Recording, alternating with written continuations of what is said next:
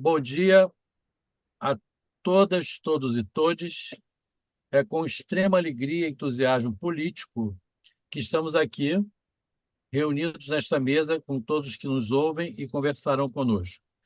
Estamos em nome do PUD, Psicanalistas Unidos pela Democracia, movimento criado por alguns psicanalistas do Rio de Janeiro e que hoje conta com a participação de colegas de outros estados brasileiros.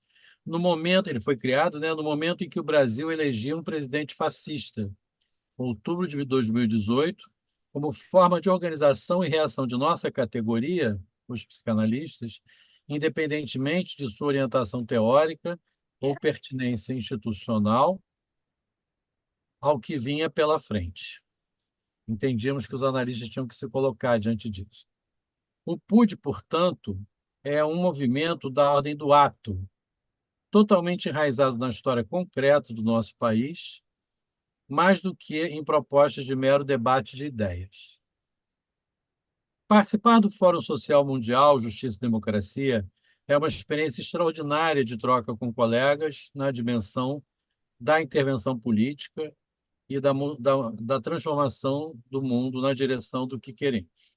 Mas eu quero começar dizendo que não deve ser significado como um privilégio, pois somos contra toda forma de privilégio e prestígio, observando, como convém ao psicanalista, que a própria palavra privilégio é problemática em sua etimologia. Privilegis, lei do privado. Queremos aqui afirmar uma psicanálise pública, popular, sem privilégios. E para isso convém partir da articulação imanente, intrínseca, interna, entre a psicanálise e a política. E aqui eu vou me apresentar a mesa, porque eu comecei falando da experiência de estar aqui, e agradecer, inclusive, ao convite de Marcelo Nogueira, nosso parceiro da Associação Brasileira dos Juízes pela Democracia, que também faz parte do PUD, para estarmos aqui. Eu sou Luciano Elia, psicanalista, sou membro do Laço Analítico Escola de Psicanálise e também do PUD, claro, de outras vinculações que não vêm ao caso. E eu sou branco, tenho cabelos brancos, sou já um senhor de alguma idade e estou de óculos, camisa social azul claro. Estou no meu escritório em casa. Estamos aqui, peço que todos também se apresentem assim. Estamos aqui com o colega Renata Costa Moura, também é do PUD, psicanalista, tem uma grande atuação na área da interface com o campo jurídico. Mignon Lins, psicanalista também, colega, e que tem uma atuação muito importante no campo da atenção psicossocial, numa perspectiva crítica e marxista, sem abrir mão do rigor da psicanálise.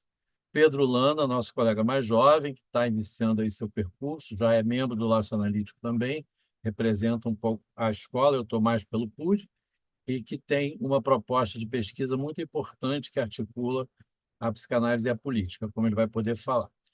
E o Samuel Brown, que é um colega ele não é psicanalista, quer dizer, de alguma forma está querendo também se tornar, mas ele é um cientista político, bastante crítico também, com uma produção importante, que faz parte do programa de mestrado profissional em psicanálise e políticas públicas, que nós acabamos de transferir para a Zona Oeste, da UERJ, a UERJ incorporou ao ESO, o que também é um ato político, porque visa uma população bem mais desfavorecida do que a da Zona Sul e Norte do Rio, e que não tem recurso nenhum no território deles, como o mestrado, por exemplo, e outros recursos de formação. Bom, sem me alongar, nós temos um tempo reduzido, porque somos 5 a falar.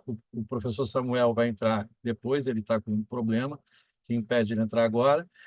Estamos aqui transmitindo pela Sala Zoom ao YouTube do PUD, então não tenho muita ideia qual é o número de pessoas, talvez o Pedro possa dizer, que ele está acompanhando isso mais adiante, mas esperamos que um número grande de pessoas nos acompanhe aqui para esse debate, cujo objetivo, como eu disse, não é prestígio nem privilégio, é chegar ao maior número de pessoas com uma interlocução é, potente, capaz de despertar questões e transformar a nossa sociedade. Bom, dito isso, eu vou prosseguir, né? Eu vou partir, então, da articulação imanente, intrínseca, interna, entre psicanálise e política. Aqui eu vou ler menos e falar mais e ser breve. A minha preocupação aqui, vocês viram, né? O nome da mesa é Psicanálise Política, Princípios e Ações. Então, eu vou falar rapidamente de um princípio e depois eu e meus colegas vamos trazer também princípios e ações, certamente também ações. O princípio fundamental é de que será que a psicanálise pode ser ou não política, de acordo com uma visão facultativa, circunstancial, da escolha de cada um? Será que é assim? Eu estou afirmando que não. Quer dizer, saibamos disso ou não, a psicanálise é um campo necessário e estruturalmente político. E isso não só no nível das posições políticas que eventualmente nós assumimos no espaço público, nas ruas, como o PUD, aí eu preciso citar o PUD, em nome do qual essa mesa foi proposta.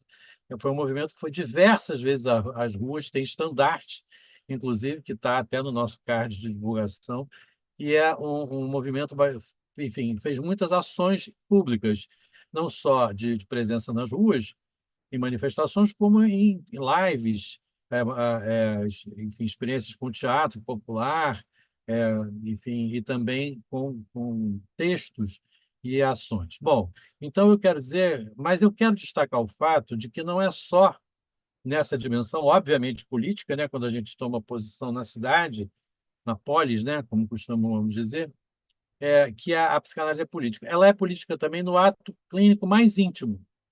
É isso que é preciso dizer, que não é tão óbvio. Quer dizer, quando nós estamos trabalhando na clínica, nós temos uma dimensão política em nosso exercício, né? Isso é muito importante que ser destacado, é um princípio. É evidente que isso não se confunde com fazer militância na prática, na praxis do psicanalista.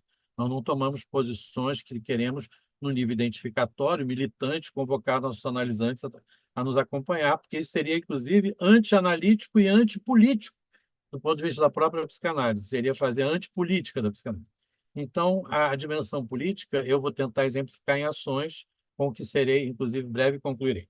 Então, não é nessa. O PUD é um exemplo das duas coisas. Ele tem tanto uma intervenção claramente política nas ruas, e antifascista e antibolsonarista, tem uma carta de princípios, inclusive, muito forte, como tem grupos de trabalho clínicos em comunidades, né? E, bom, a Renata vai falar um pouco de uma experiência disso, a Mignon vai falar também a respeito de uma posição de Lacan, que convoca o analista que não entender essa dimensão política do seu tempo, né? Sua época, a renunciar, ela vai falar disso. O Pedro vai falar também da relação com o território, enfim. O PUD tem também as duas coisas, né? Ele tem essa dimensão também no entendimento da clínica. Mas eu vou trazer para a discussão e para a conclusão da minha fala, que já está chegando ao fim, para abrir para os meus colegas, talvez não chegando ao fim, mas é a parte final, a seguinte situação. Vocês sabem que nós estamos no ano de comemoração do centenário de Franco Basaglia. Nasceu em 1924, então é muito oportuno falar, inclusive, a respeito dele aqui. Entretanto, eu quero falar de um mal-entendido enorme, uma orquestra de mal-entendido, que se estabeleceu entre Franco Basaglia e Jacques Lacan, por exemplo, né?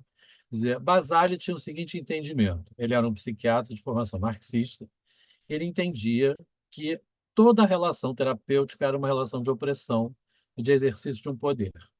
E ele não está errado nisso, é uma posição tanto marxista quanto Foucaultiana, digamos assim, de maneiras diferentes, né? Porque ele queria uma transformação a partir da posição de luta de classe mesmo, e não enfim, de poder exercido por pequenos grupos, né? E o Basile, então, ele tinha uma posição muito crítica à psicanálise. Ele colocava a psicanálise, né, na enxurrada de práticas terapêuticas que ele descartava. A política dele, psiquiatria democrática italiana, não é humanizar o manicômio, é destruir o manicômio, demolir, não só predialmente, né, mas conceitualmente também. Então, a posição radical, muito interessante, mas ele, por exemplo, ignorava que Lacan também desconstruía a relação terapêutica como relação de poder. Quer dizer, tinha clareza de que a relação terapêutica era uma relação de poder, E aí eu vou citar, inclusive, uma frase do Lacan, que ele diz assim: entendemos mostrar em que a impotência, vejam que ele usou uma palavra ligada ao campo do poder etimológico, entendemos mostrar em que a impotência em sustentar autenticamente uma praxis, usa um termo, inclusive, do marxismo, praxis, degrada-se, como é comum na história dos homens, no exercício de um poder. Essa é uma citação que está na direção do tratamento. Vejam, quando não se consegue sustentar autenticamente uma praxis, ela se degrada, como é comum na história dos homens, no exercício de um poder. E no mesmo texto, no final, ele tem uma outra frase muito forte: eis-nos aqui, pois, no princípio maligno de um poder sempre aberto a uma direção cega. É o poder de fazer o bem. Nenhum poder jamais teve outro fim, e por isso o poder não tem fim. Essa frase, além de forte, ela é metafórica e poética, porque ela usa a palavra fim em dois sentidos. Vocês sabem que isso é o princípio da metáfora, né? Finalidade e término. Quer dizer, como o poder não tem outra finalidade, objetivo, senão fazer o bem, ele não tem fim, ele não acaba. Bom, essas duas frases eu acho que dizem bem, não quero me estender com Lacan em citações, a posição lacaniana em relação ao poder e ao exercício do poder na praxis, não é? Logo, o Basile não leu isso, ou melhor, não sei se leu, mas ele não considera isso, no sentido de que ele faz a crítica como se nós, psicanalistas, por exemplo, lacanianos, defendêssemos o saber, né? A aplicação de um saber aos nossos analisantes. E isso não é verdade, né? Nós não fazemos isso. Nós não praticamos psicoterapia, não é isso? Nós não praticamos a psicoterapia. Então, a relação terapêutica não nos cabe. Esse mal-entendido mostra uma coisa mais ampla do que a relação Lacan-Basile, né? Eu observo que é difícil sustentar para um psicanalista rigoroso uma posição política. Quando ele se politiza muito, ele tende a se afastar do rigor teórico. Eu queria, inclusive, trazer isso como um problema, porque nós, no PUD, tentamos fazer diferente e sustentar o nosso rigor associado a uma posição política. Mais uma palavra sobre Basaglia, e eu concluirei. Basaglia não ignorava, como muitos pensam, a dimensão clínica do real da loucura, porque muita gente acha que ele é um mero culturalista e que acha que todo sofrimento humano da ordem da loucura é fruto de determinações sociais. Ele não era assim. Basaglia é um cientista, é um marxista, portanto é um cientista. Eu quero dizer que nós somos psicanalistas, portanto cientistas, ao contrário do que dizem umas línguas levianas por aí. Então, e que fazem folhetins de aeroporto que vendem muito, né? Então, eu quero dizer que, assim, o, o Basaglia conhecia o real do sofrimento. Ele tem uma frase com Rotelli, Franco Rotelli, que é o seu parceiro, morreu recentemente, Basaglia morreu muito cedo, ele que diz assim, todo sofrimento é sofrimento do corpo em relação ao corpo social. Essa frase mostra que ele reconhece o sofrimento como o sofrimento do corpo, né? Mas sempre em relação ao corpo social. O que o Basile achava é que essa tal de loucura real estava tão soterrada por um monte de entulhos ideológicos, sociais, de opressão, segregação, como a gente vê no Brasil facilmente, em muitos lugares do mundo, que não dá para saber o que ela é. Quer dizer, vamos tirar os entulhos, vamos desmontar o entulho sociológico, ideológico, segregacionista, punitivista, violento da opressão, para então, quem sabe, podemos saber o que é uma loucura real, né? Eu acho essa posição muito interessante, porque ele não nega. Ele não é um culturalista, ele é um marxista, é muito diferente de um culturalista, né, que reduz tudo ao campo cultural. Então, o problema é que ele se ocupou dos entulhos. É uma escolha política também, não é? Vamos atacar e criticar essa opressão. E Lacan e nós, psicanalistas, queremos ir ao âmago da coisa. A diferença é essa: nós não ficamos só desmontando os entulhos sociológicos, né? Nós queremos saber o que é um sujeito que sofre, não humanizando tanto quanto Basaglia não acreditava em humanização. Nós também não acreditamos, né? Nós não somos humanistas nesse sentido de nos contentar com as melhoras humanitárias. Nós queremos ir no âmago da questão. Meus queridos colegas de mesa e todos que nos ouvem no YouTube, eu vou parar aqui. Como eu disse, o tempo deve ser abreviado para os colegas poderem falar. Quero mais uma vez agradecer ao Fórum Social Mundial, a Ellen, que me acompanhou recentemente. Eu demorei a manter com ela as coordenadas desse momento aqui, e agradecer a possibilidade ao Marcelo Nogueira e ao PUD, que me trouxe experiências, e, enfim, abriu portas muito importantes para a minha formação, inclusive, que é permanente. Sou muito grato ao PUD, que represento aqui.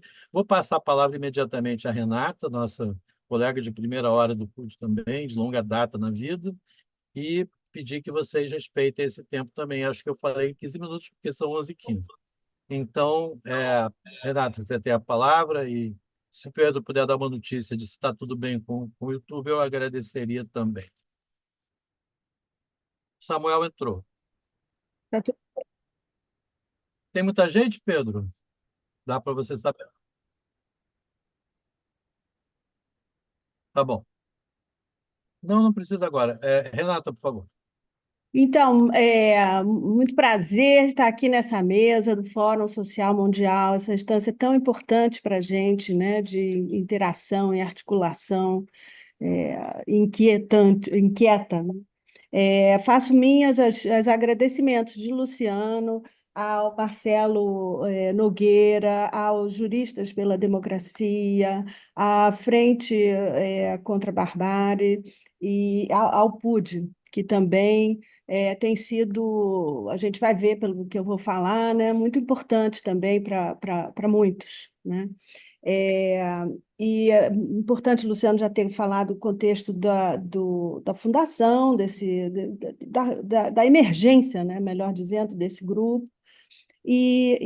Quanto a mim, eu vou falar de algumas reuniões que a gente teve no PUD, que nos levaram a construir um trabalho coletivo e nos unir à Defensoria Pública do Estado do Rio de Janeiro. Naquela época, Luciano falou bem, a gente estava muito inquieto com os destinos do país e com a abertura dos diques, né, do ódio e do fascismo no Brasil. E nós nos reuníamos e íamos aos movimentos sociais conversar, entender o que estava acontecendo, né? Ou entender e conversar com as pessoas que a gente percebia, né, pelos movimentos sociais, é, com um certo espanto, porque na verdade, a democracia que certa parte da cidade vivia, a gente sabia que a outra não vivia, mas, na verdade, ficou muito claro que uma grande parcela da população não tinha acedido aos direitos fundamentais e que isso significava não tinha passado, feito a transição de um Estado autoritário da ditadura civil-militar recente e as outras ditaduras que o país vem vivendo desde o seu colonialismo, do Brasil colônia, até hoje, né? Então, a gente foi aprendendo com eles também, né? Como resistir, como resistir. Na verdade, fomos aprendendo esse movimento, entre os movimentos sociais, como resistir a isso que se apresentava para a gente, que estava um pouco cegado para isso, né? Embora sempre muito atentos e muito inquietados, né? É, a- é, tinha essas duas vertentes, né, na classe média brasileira, me parece. Enfim, muitos psicanalistas também indo aos movimentos sociais, a gente pôde receber deles duas demandas, né? As demandas de ouvir as lideranças, de atenção clínica, né? E a demanda de uma pesquisa qualitativa também, né? Porque eles já sabiam fazer as pesquisas quantitativas das ONGs que trabalhavam nas favelas, nas periferias, então nós nos colocamos, né, como pude a ir às favelas do Rio de Janeiro com a Defensoria Pública, justo após as ações das forças de segurança pública, policiais, nas favelas. Então, a gente chegava, entrevistava as pessoas junto com a Defensoria Pública e os moradores, né? E aos poucos a gente foi também estudando e estando junto dos movimentos, como eu falei, e indo em loco nas favelas. Logo, a gente percebeu que essa associação com a defensoria seria muito importante também para a nossa praxis, porque a gente vive num mundo em que a sociedade calciona, né, como um terceiro elemento, né, não tem só o governo estabelecido, as forças de segurança, mas a sociedade calciona um extermínio, como dizem os movimentos negros, um genocídio da população negra com a guerra às drogas, né? A figura de um inimigo interno, como a gente sabe, que vem desde a doutrina da segurança da ditadura militar. Então, o que a defensoria nos permite? Ela nos permite ter um acesso, receber a população desejosa de, de se organizar e que quer dizer, já estão organizados, mas outras não, né? Então, quando chegam a nós como clínicos, eles já chegam percebendo que nessa associação com a defensoria, nós nos colocamos politicamente orientados, porque a defensoria os representa nos processos jurídicos que eles colocam dos seus parentes, dos seus familiares que são assassinados, que são atingidos pela violência de Estado, né, das forças de segurança pública, notadamente. Então, isso para a gente marca um lugar transferencial, né, e um lugar também politicamente orientado, ou seja, entre esse grupo de analistas que se coloca à disposição para essa clínica que a gente chama de clínica política, justamente, que é uma clínica que não desmente a realidade é, que esses familiares de pessoas atingidas pela violência de Estado vivem, como a sociedade tem feito, né? É, então, isso daí permite um, um, uma, um exercício, uma praxis sustentada por uma transferência que já as identifica como vítimas dessa violência, para que possamos trabalhar também a partir daí.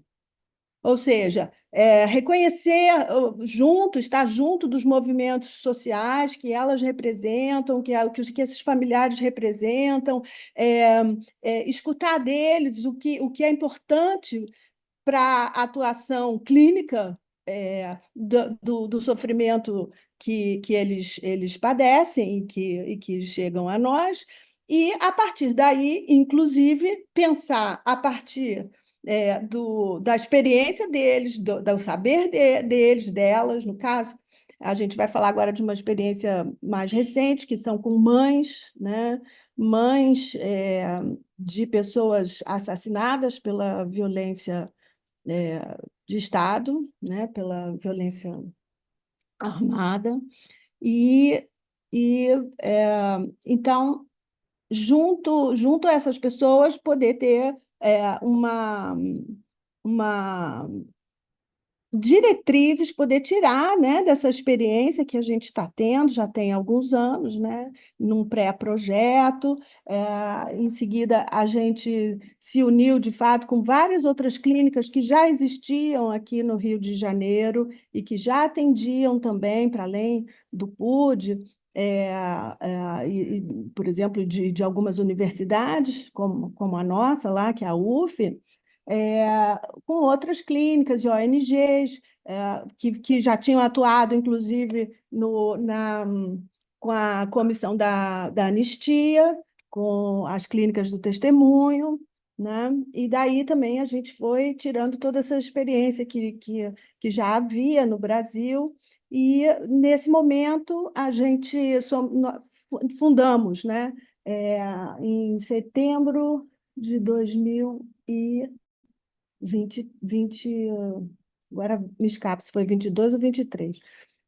Uma rede de, de clínicas, né? Rede de clínicas políticas para o atendimento de familiares vítimas da violência do Estado.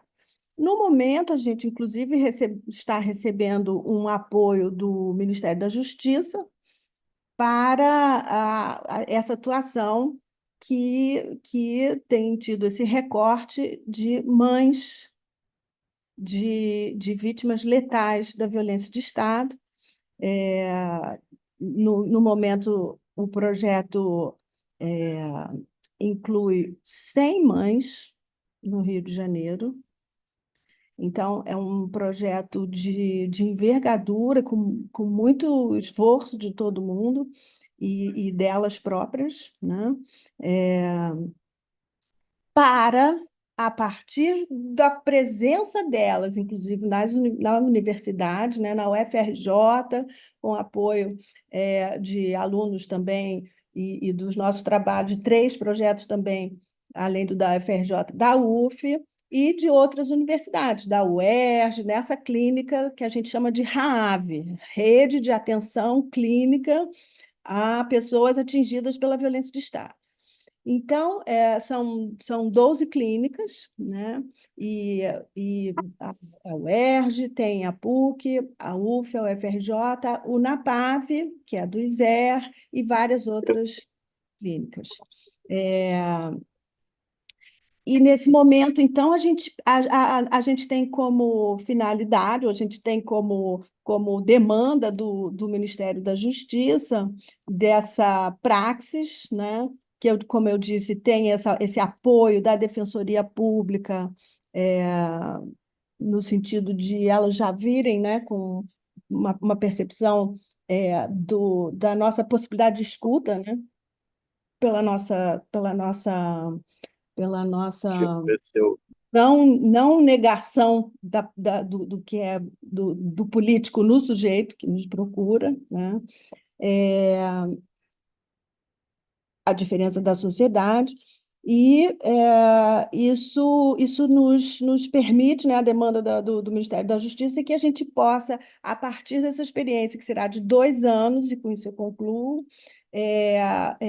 extrair diretrizes para uma política pública de reparação psíquica, é, como no contexto da justiça de transição, que é a parte internacional dos direitos humanos, né, de acordos internacionais dos quais o Brasil é signatário, em que é preciso reconhecer uma transição, que foi a questão que eu comecei a falar, do estado de exceção para o estado de direito, a partir de ações que vão no sentido de construir uma memória, uma verdade, a justiça e reparação.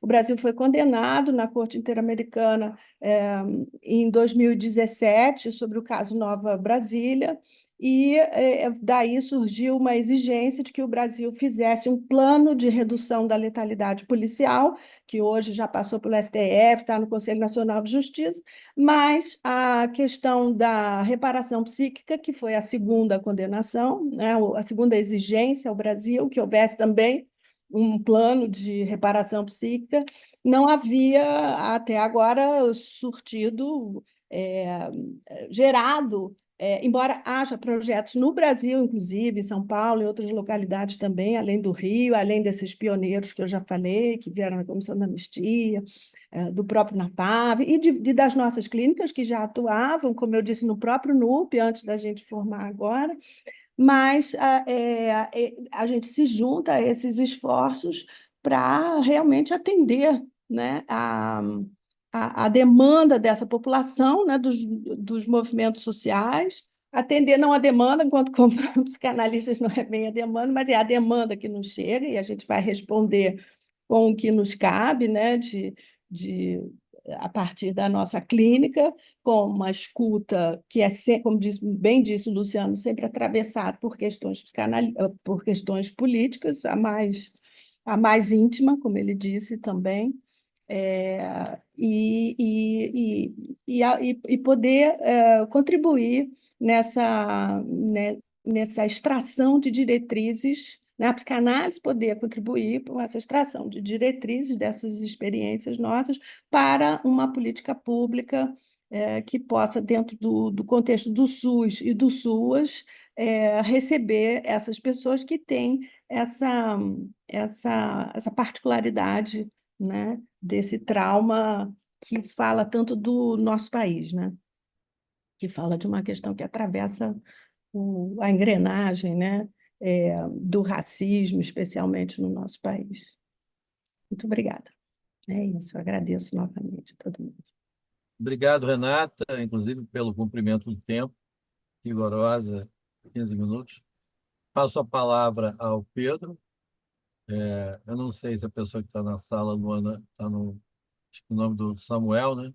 Ele estava antes, parece que caiu, mas eu passo ao Pedro a palavra. Nós vemos recomendações e depois ouviremos a Mignon.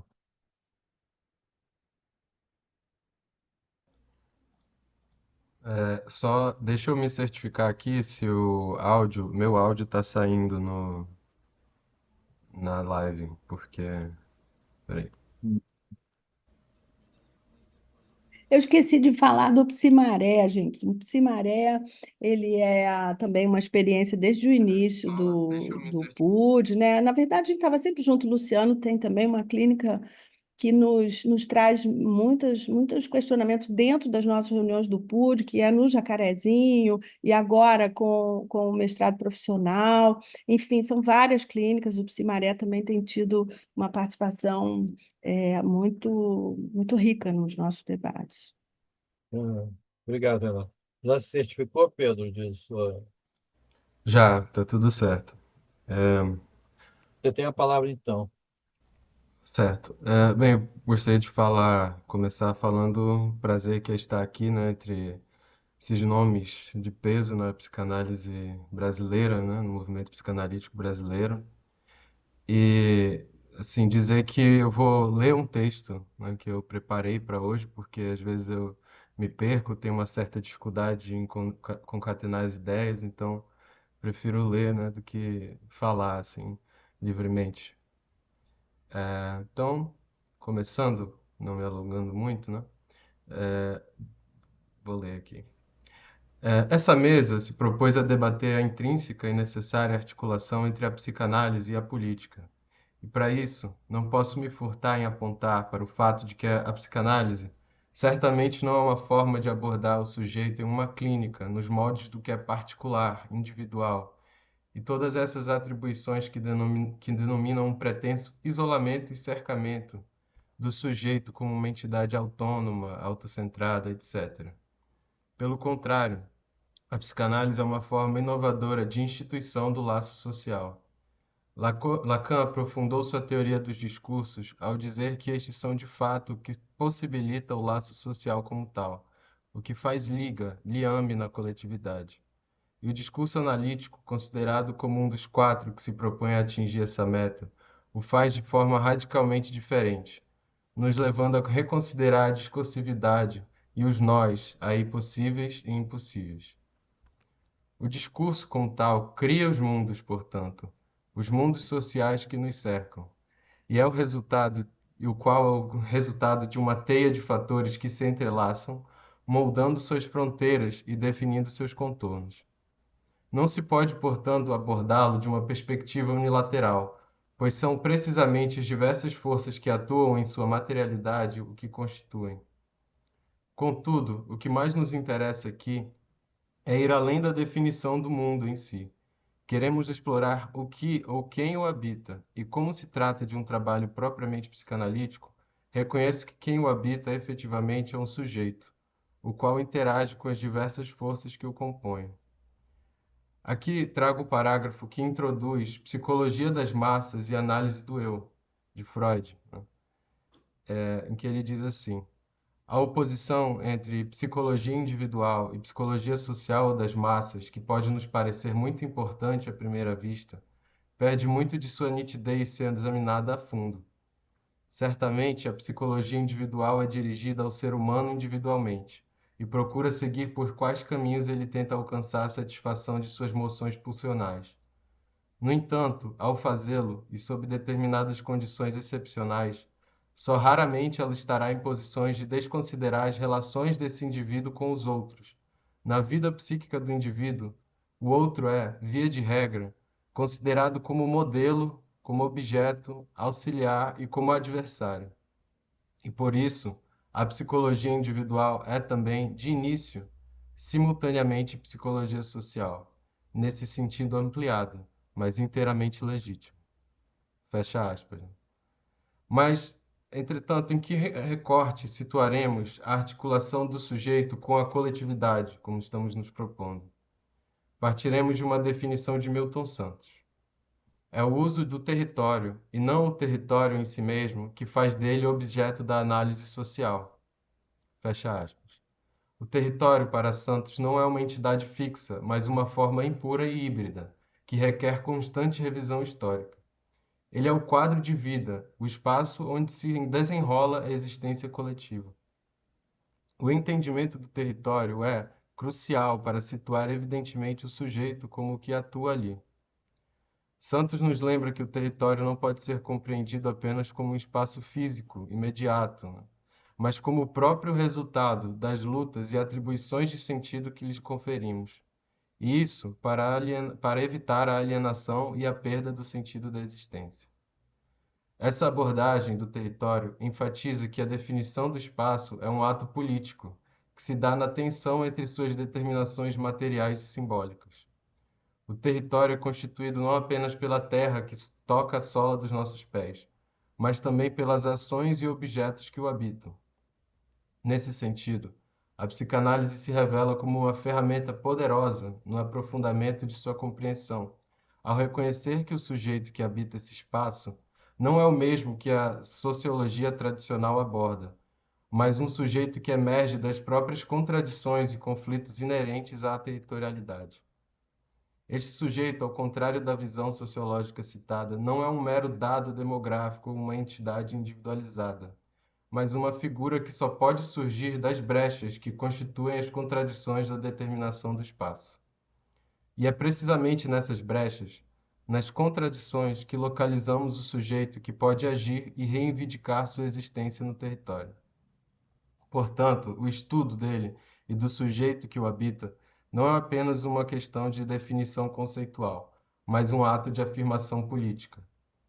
E vamos definir então melhor o que é essa tal brecha.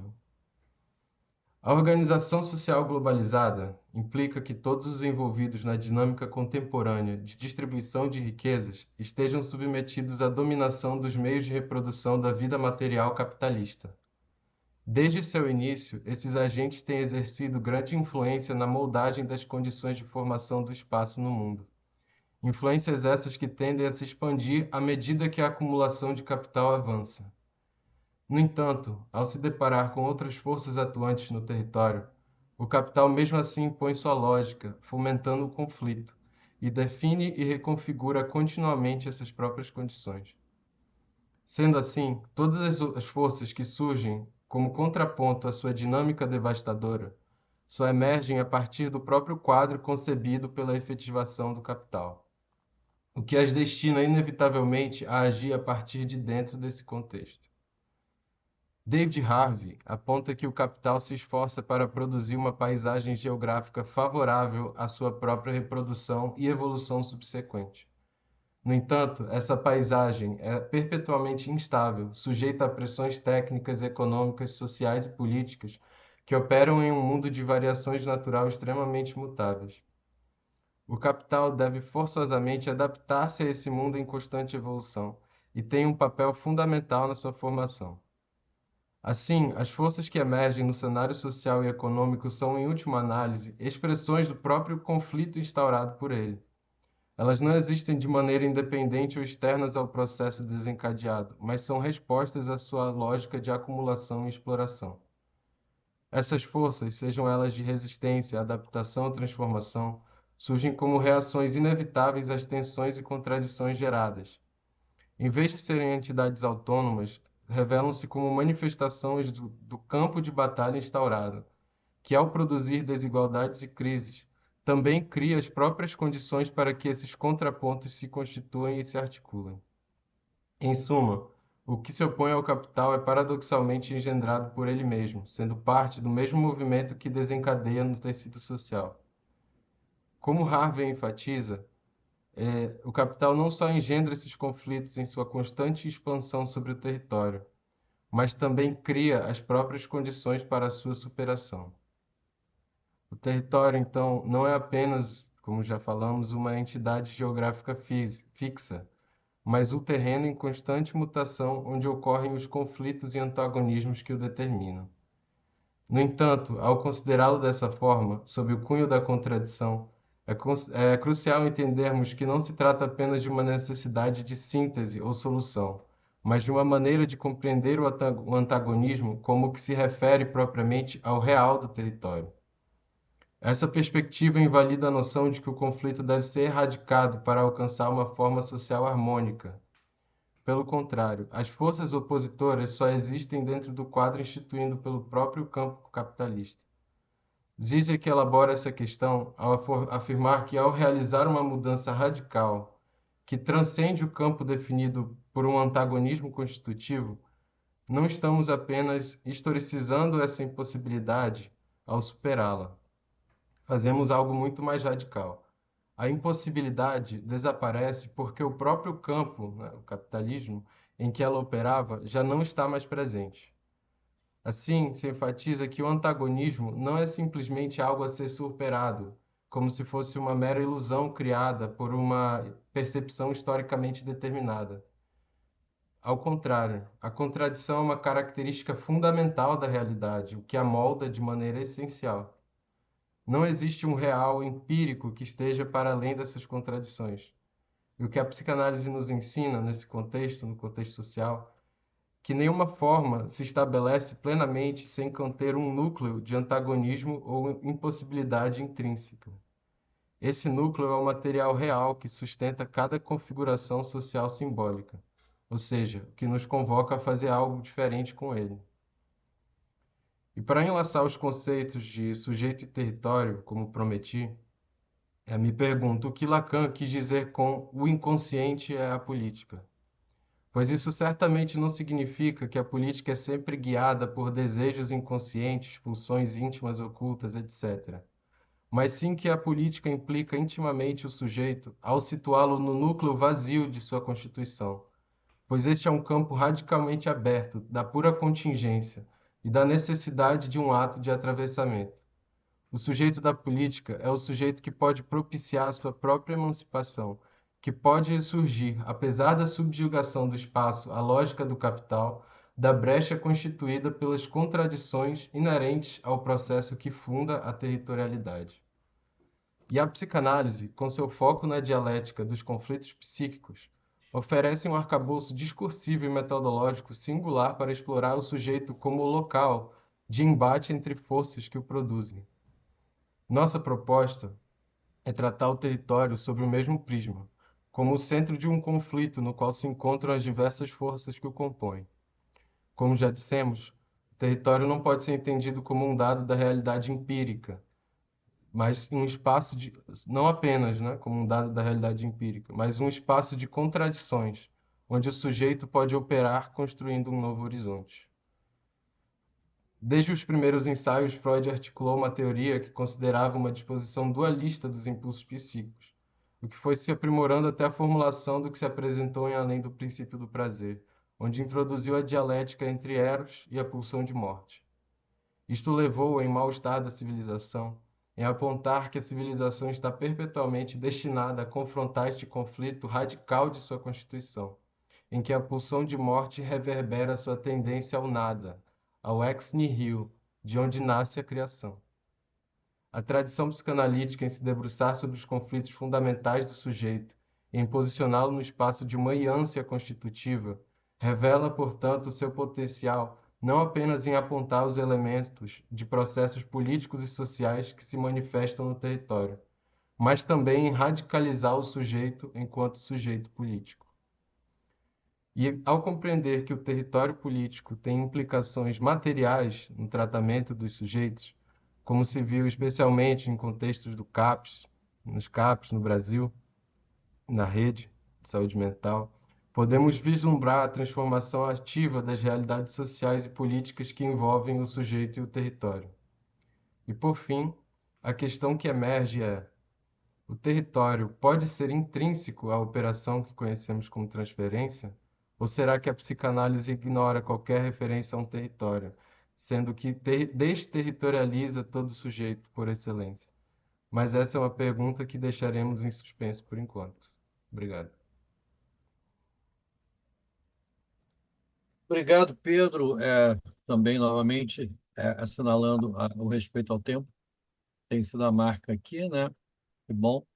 É, Importantes questões que você trouxe. Quero saudar a chegada aí do Samuel, que tinha anunciado que teria necessidade de entrar depois. Que bom que ele chegou. Vou passar a palavra a Mignon e, em seguida, ao Samuel, tá bem? E depois, no próximo intervalo de passagem de fala, eu estou propondo, assim, talvez abrir na hora que concluirmos, né, para as pessoas que estão no YouTube, o link desta sala, porque a interação vai ficar mais fácil do que receber questões lá. Mas eu vou pedir ao Pedro mais adiante para passar a informação, se vocês estão de acordo, do link da sala para os presentes. Nós não estamos com um número tão grande assim. A sala aqui do Zoom é grande, tem 500 lugares, então a gente pode fazer isso, tá bem? A interação vai ficar facilitada. Mion, por favor. Sim. Olá, gente, bom dia. Eu gostaria de dizer o quão feliz eu estou de estar nessa mesa hoje, compartilhando esse momento com vocês. Hoje eu vou trazer uma articulação teórica que eu tenho me colocado a pensar, né? Muito a partir dessa discussão sobre a formação política do analista, mas através de uma teoria, né? Material e significativa, que para mim é o marxismo, né? Para que o exercício da política não seja só um mero exercício do bem, né, Luciano? Que ela seja material e definitiva. Bom, eu vou passar o meu texto também para a gente respeitar o tempo da gente, né? O horizonte da formação política do analista. Em 1953, Lacan enunciava que antes renuncia a isso, portanto, quem não conseguir alcançar em seu horizonte a subjetividade de sua época. Essa frase atravessou a formação dos analistas sobre o seu ensino, principalmente entre aqueles que se dedicaram a pesquisar a posição da psicanálise diante dos impasses que cada época convocava. Infelizmente, apenas esse trecho de todo o parágrafo de 1953 tornou-se amplamente difundido entre a comunidade dos analistas. Explicarei por quê. A outra parte que foi ignorada no decorrer do tempo e da formação dos analistas é a seguinte: pois, abre aspas para Lacan, pois, como deveria fazer de seu ser o eixo de tantas vidas quem nada soubesse da dialética que o compromete com essas vidas no movimento simbólico? O trecho final do parágrafo citado, para sua complexa compreensão, necessita que possamos nos ater em uma discussão exposta em seu cerne, a dialética. Não apenas para a formação dos analistas torna-se necessária essa discussão, mas para o debate de qualquer horizonte ou subjetividade de uma época. Sem essa compreensão, corre-se o risco de extrair um desconhecimento sistemático de todos os fenômenos discursivos que configuram a realidade psíquica e o laço social dos sujeitos no mundo, rendendo a psicanálise a um lugar de ciência humana, acessória à manutenção do serviço do bem, como nos lembrava Lacan em seu seminário sobre a ética da psicanálise. Como a discussão sobre esses fenômenos que permeiam a formação da realidade social e psíquica humana não é clara nem evidente, ou de simples elucidação, a dialética como método é ainda mais necessária.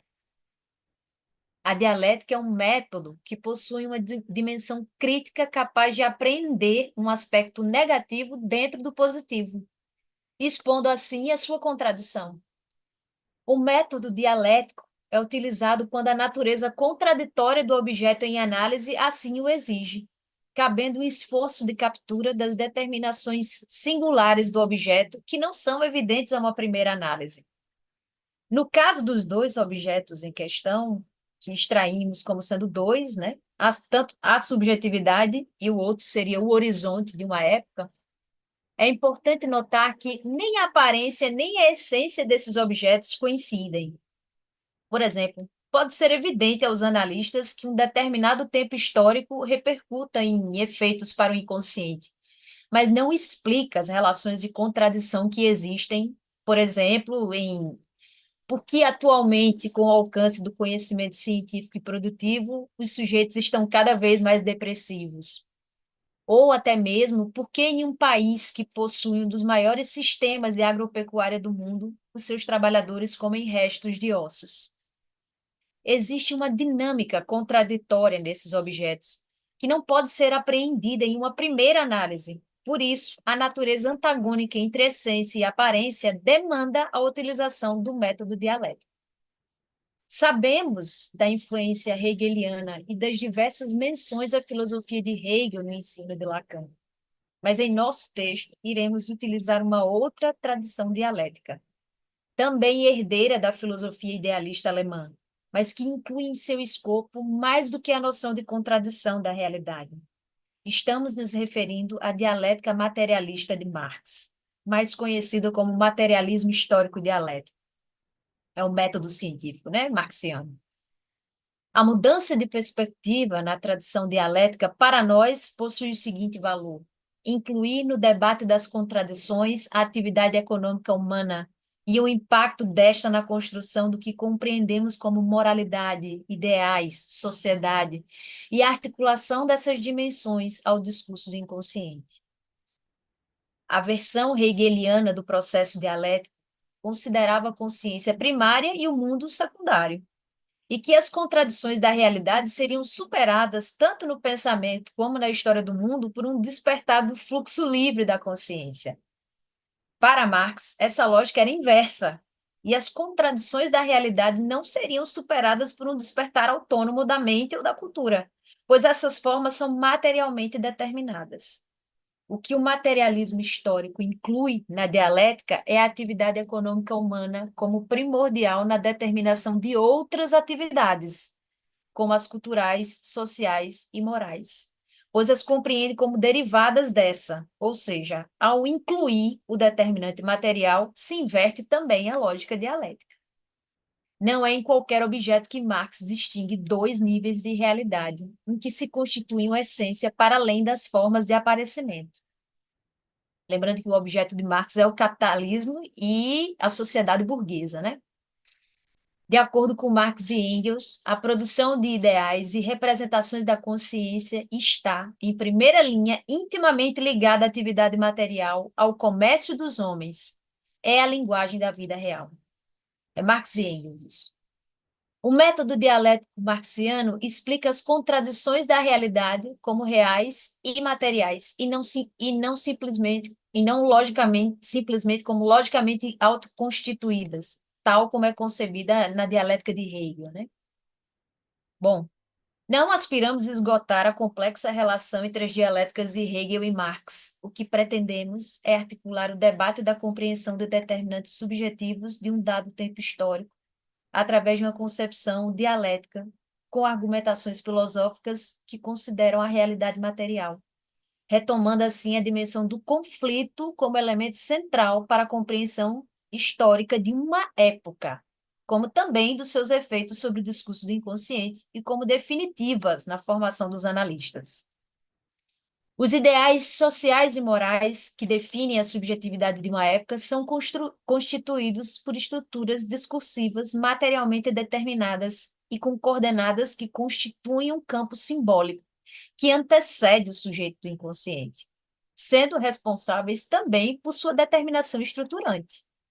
É o que aprendemos com Lacan quando ele nos convida a pensar a materialidade da linguagem, através da diferença entre fala como função e linguagem como campo, quando afirma, em seu texto Função e Campo da Fala e da Linguagem, em psicanálise, aspas para Lacan, a fala, com efeito, é um dom de linguagem, e a linguagem não é imaterial. Mais ainda, as próprias palavras podem sofrer lesões simbólicas, realizar os atos imaginários dos quais o paciente é sujeito. Essa dimensão material em jogo, na estrutura simbólica, é partilhada socialmente como máquina significante, sendo dessa maneira que o inconsciente também se estrutura como linguagem. Em seu seminário 2, Lacan, a partir de Freud, já descentrava a ideia de sujeito da noção de indivíduo, seguindo com a construção do inconsciente como uma realidade transindividual, ou seja, que é constituída a partir do encontro do sujeito com o campo do outro, incluído aí também o campo social que é simbolicamente construído. A partir disso, podemos pensar o social não através de uma interpretação ou ilusão individual, mas como a realidade investida e constituída através do outro. Esse outro é o grande outro, que é atravessado pelo campo da linguagem e se constitui materialmente por ela. Dizer com Lacan que o inconsciente é o discurso do outro é defini-lo como uma realidade transindividualmente construída entre o sujeito e o outro. É também do outro que se situam a linguagem e o discurso universal, que estruturam a realidade psíquica e social por mecanismos simbólicos, mas que nunca a recobrem inteiramente. Desse encontro entre o sujeito e o outro, também existe o impossível de simbolizar, que diz respeito ao real, ao modo lacaniano, enquanto impossível da castração. A partir daí, a realidade adquire estrutura de ficção simbólica e socialmente construída.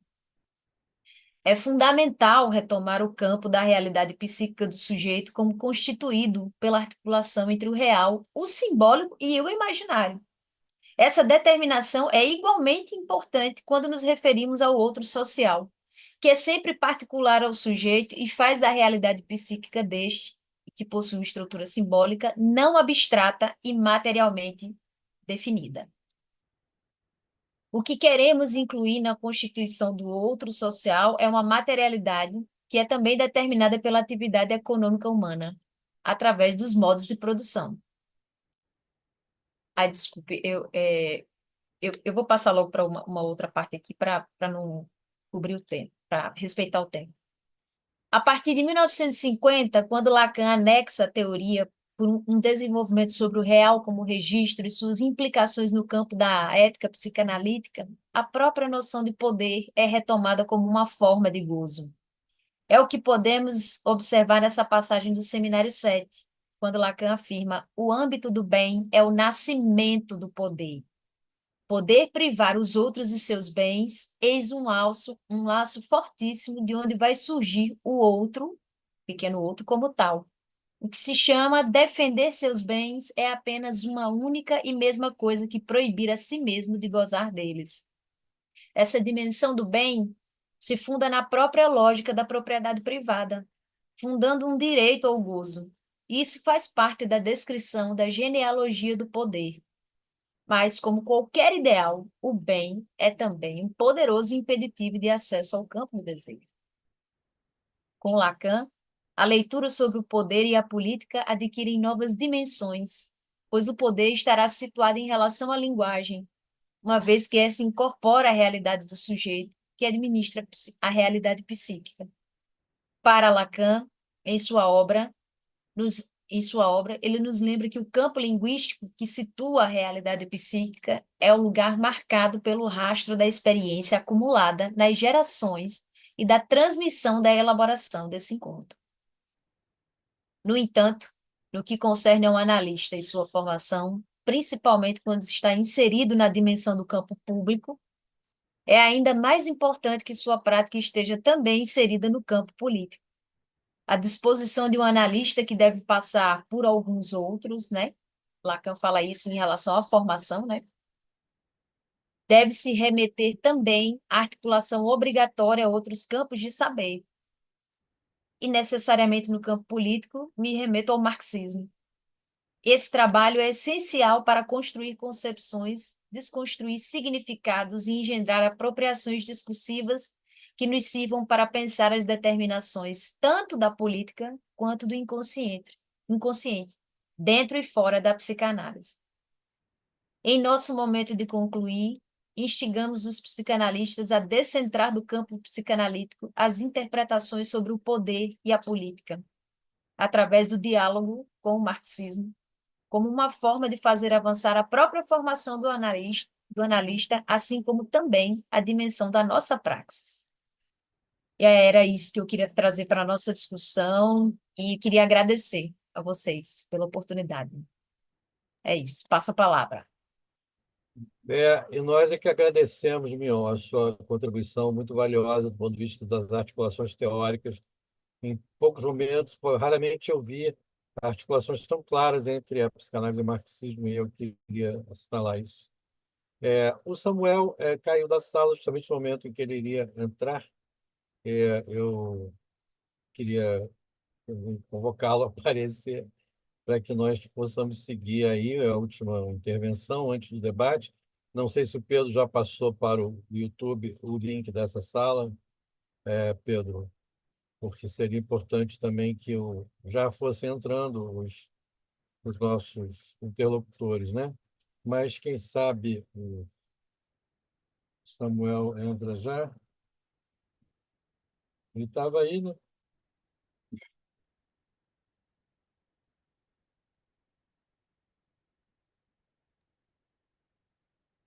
Gente, o que é que vocês acham da gente? Não sei, Luciano, se a gente não sabe quanto tempo vai demorar, né, para ele entrar. Se dá uns minutinhos, três, 4 minutinhos, se ele não entrar, a gente podia iniciar o debate com as pessoas. Quando ele voltar, a gente abre para ele. Uma boa Não sei o ideia. Eu que é que estou vocês acham, né? aqui falando com ele, mesmo aqui transmitido ao É, Samuel. Estamos aguardando o seu retorno para a sua fala antes de abrir para o debate. E está sendo proposto, então, que a gente abra imediatamente. Você pode, assim que entrar, nós interrompemos aham, o debate, escutamos você. Não sei o que que houve aí. Ele estava, parece, no ambiente externo. Eu percebi que ele não estava numa sala. Um uhum. abraço, aguardando você. Vamos fazer isso, Pedro? Você já passou a sala? Responde aí.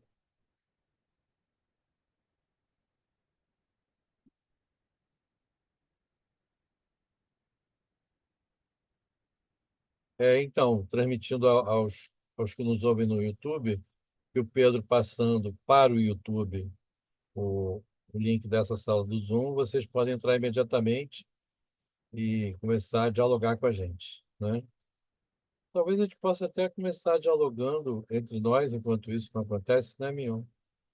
Eu quero dizer assim que achei que você retomou um ponto que dialoga com o que eu falei na questão da direção do tratamento, né? O poder Uhum, fazer o bem, ele não tem outro fim, por isso ele não tem fim.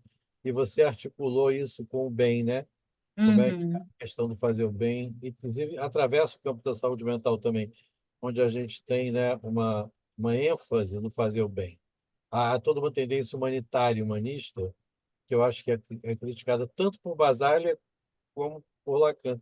E muitas vezes os próprios basalianos se veem nessa armadilha do fazer o bem.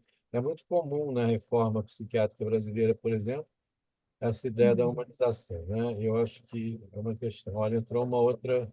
Ah, entrou a Vilma. A Vilma, Uhum, ela já recebeu o link, então. Ela é colega do Laço lá de Manaus.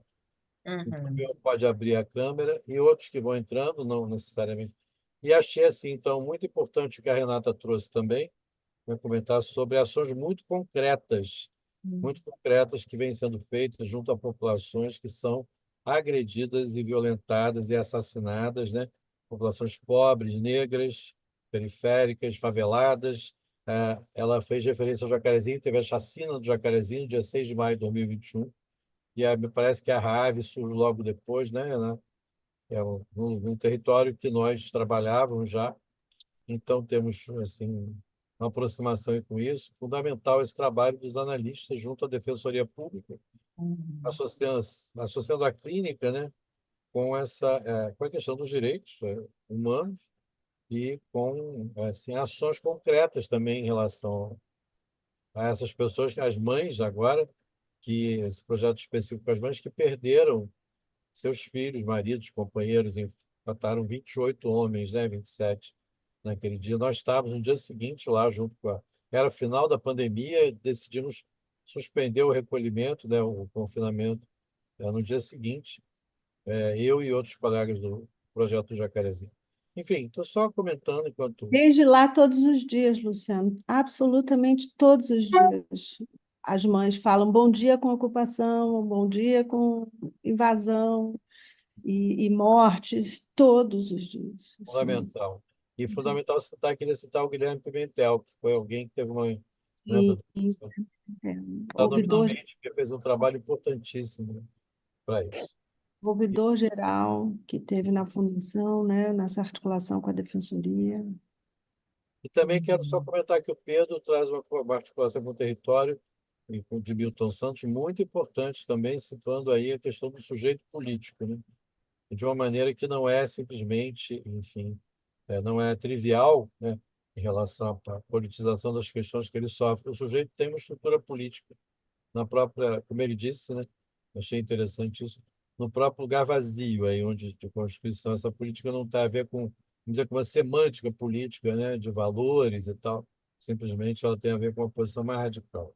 O Sim. Alberto também entrou, outros estão entrando. E o Samuel, cara, o Samuel, eu queria muito ouvi-lo. Cadê o Samuel? Ô, Luciano, quando eu me deparei com essa citação de Lacan, Não, É, vai lá, depois eu ah, falo, eu queria falar sobre o território. aham, em relação à dimensão do bem, né? Isso eu acho que tanto os psicanalistas quanto os trabalhadores, né? Quando a gente não articula o problema da política como um objeto científico materialmente definido, né? E que tem complexas relações que não são possíveis ver a olho nu, por isso que a gente precisa de um método científico, a gente reproduz a política como exercício de um bem, fazer o bem ao próximo, uma humanidade, né? E aí é a revolução no sentido de Lacan, né? A gente faz uma repetição de estrutura de poder, né? exatamente. Porque E a muito gente não está avisado teoricamente, e aí é onde a gente patina, né? Não é anódino, não é inocente a gente ver os campos de saber patinando nessa discussão da política, porque está faltando uma teoria. Estou vendo aí a arma da crítica atrás de você na sua parede, né? Porque o poder material ele tem de ser derrubado, ele com poder material, né? Quer dizer, eles vão vir com arma, a gente vai vir com arma. Não tem esse negócio deles virem com arma e a gente ir com rosas, né? Nem vai levar é tiro. Para não dizer que não falei de flores, né? Então, É isso assim, aí. mas Não, e tem. sem contar, né, o Mignon, que fazer o bem serve aos interesses do capital e da é burguesia. É isso uma que eu ia falar. Claro, claro. diga aí, Renato.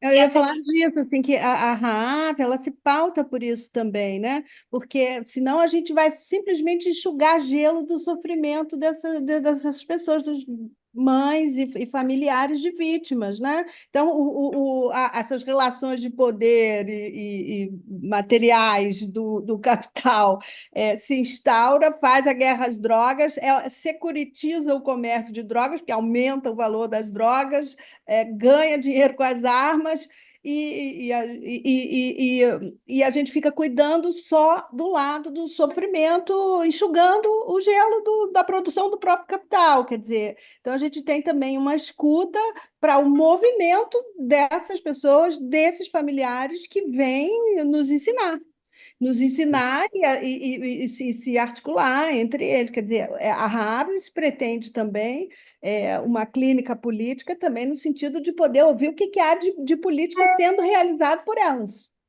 e Sim, pelos movimentos sociais, né? E nesse sentido, o território também a gente precisa estar observando que essa violência ela não acontece um a um, né? Ela não vem atingir uma pessoa isolada de outra, que tem uma determinação territorial, né? E que então talvez seja possível, inclusive, a gente falar de uma tortura continuada à figura, à pessoa jurídica ou à pessoa do território, Uhum. para É. eu, além das pessoas, dos familiares, O né? cidadão individual, Existe né? uma violência sendo exercida sistematicamente à figura do território. Isso aí. É muito interessante isso aí, o Renata, e a gente até pensar com Marx, porque às vezes a gente fala de violência de Estado, por exemplo, como se o Estado fosse um ser que exercesse essa violência. Na verdade, quando a gente pensa com a teoria marxiana, né, com a teoria marxista, o Estado, ele não representa povo, ele representa classe, então ele Sim. representa outros interesses, É a né? privação, como você falou, é a que o Lacan fala, né? A privação do outro, né? Do pequeno, da Sim, propriedade do outro. é, E, Eu vou literalmente, a propriedade territorial, né? Tem aí sim, também. que pertence a uma dada classe, né? E Cara, não por à isso que classe eu comecei. trabalhadora. Exato. Tem endereço, tem CEP. Por isso que eu comecei a falar também do fato de que tem uma calção aí entre o carrasco e o comando, né? O carrasco que passa ao ato e o comando que diz vai lá e mata, tem uma calção de um terceiro que é social. Uhum, Então, isso também é muito importante a gente levar. verdade. Gente, eu vou propor, como nós temos três pessoas que tomaram a iniciativa de entrar na sala, talvez elas queiram falar. Sim. Nós já falamos, o Pedro, se quiser também comentar, mas, enfim, a Vilma, a Valdene e a Paula, e incentivar outros que estão no YouTube que façam o que essas três pessoas fizeram, porque aqui tem muito espaço. A gente pode até meio-dia e meia, em princípio, pode até passar disso, até uma hora, sei lá, enfim. Nós somos autogestionados, né? Essa atividade é autogestionada. A gente deliberou a composição da mesa, o horário, a mídia e o tema, então também podemos deliberar o tempo. Então, assim, eu posso ir até uma hora. É, alguém quer falar? Alguém quer tomar a palavra? Por favor, abre a sua janela, a sua imagem, câmera e fale. Não sei se entraram aqui só para estarem mais na interação, mas enquanto Samuel não entra, a palavra está franqueada, quem quiser.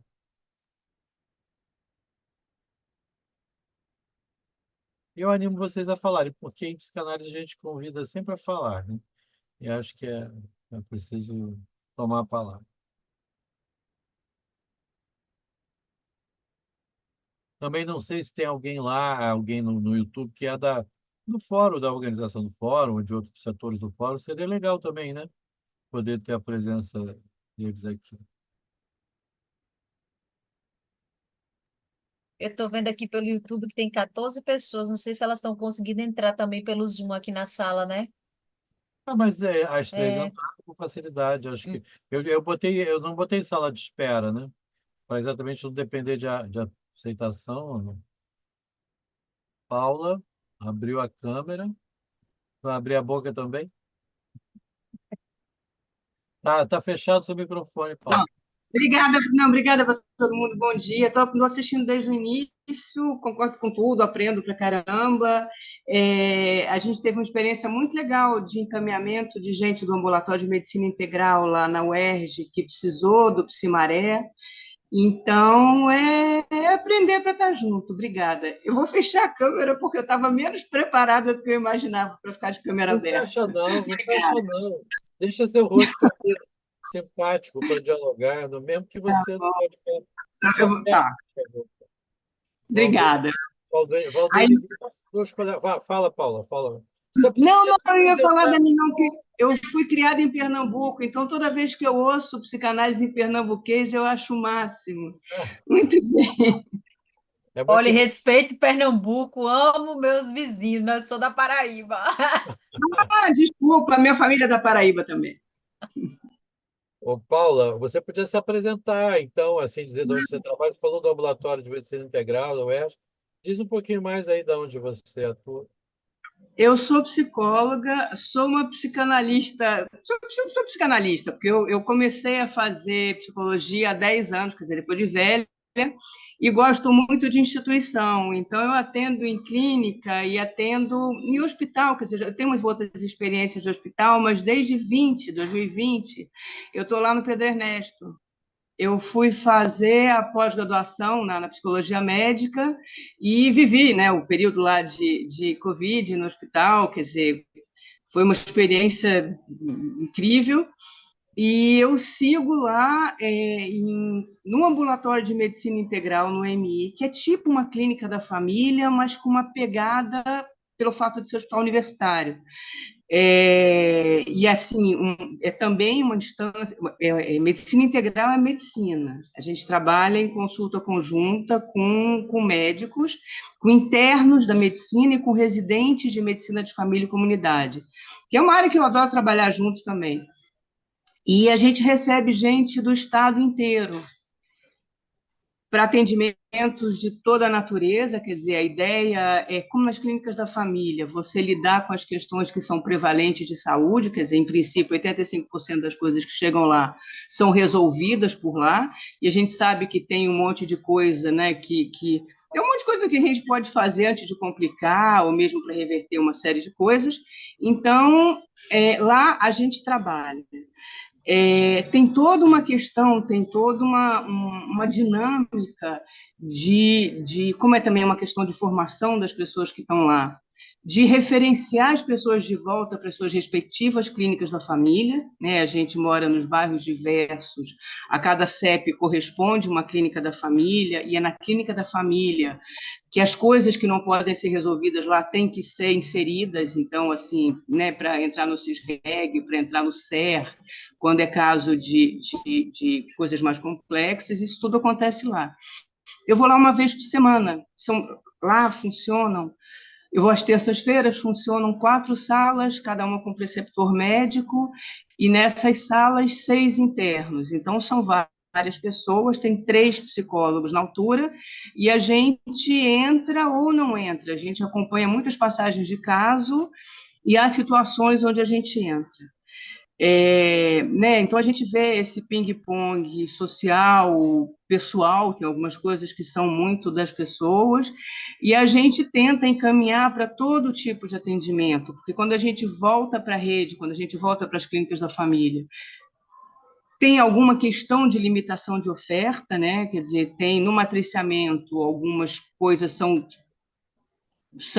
dadas para o segmento, outras coisas não, mas muita gente tem sido atendida, se vinculado como eu sou psicanalista, eu acabo tendo mais contato com as escolas de psicanálise e com os projetos que os projetos pro bono, projetos sociais, e as pessoas têm feito. Então, é isso que eu faço. E faço com a pegada, né? E adoro, né? E faço o consultório também. Bacana. É. Valdene e Vilma querem falar? Insistindo aí na presença. Bom dia, queria parabenizar toda a mesa, falas muito ricas. Eu sou do Laço Analítico, né, Luciana, aqui de Minas, e sempre a minha experiência é no campo da saúde mental, né? E então esse tema tem tudo a ver com a nossa prática. Eu entrei mais para ficar perto mesmo, e aí era mesmo para parabenizar vocês, as falas muito ricas. Muito obrigada. Obrigado, Valdene. Vilma? Vilma, está fechado o seu microfone, Vilma. Consegui abrir agora. Tal qual a Valdênia aí, também sou do Laço, estávamos juntos presencialmente ontem, né, Luciano, numa atividade interna aqui em Manaus, Estava e ontem em também Manaus, né?